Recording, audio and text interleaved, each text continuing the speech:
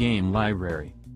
When the HTC Vive first came out on April 5, 2016, all we had wanted was a game like Skyrim to play through on the trailblazing headset.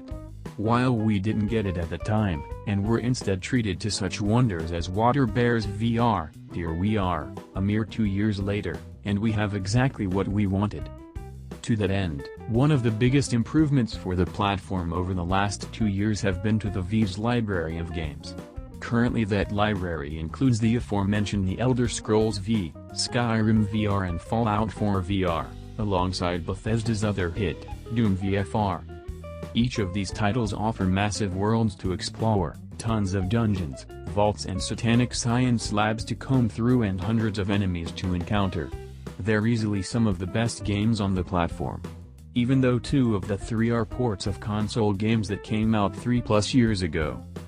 We spend the majority of our time with the headset testing these games specifically, and although they're among our current favorites for the headset, they're not the only ones worth calling attention to. If you're looking for something a bit more manageable than a massive open world, there's the rock-solid rhythm defense game, Audio Shield, and the silly but enjoyable Job Simulator.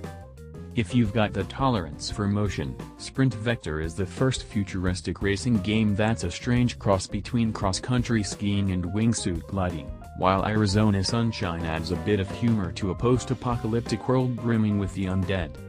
Super Rat VR flips traditional shooting games on its head with its enemies only move if you move mechanic, and The Mage's Tale adds a bit of whimsy to the Steam collection of anyone with a younger, up-and-coming VR enthusiast in their home.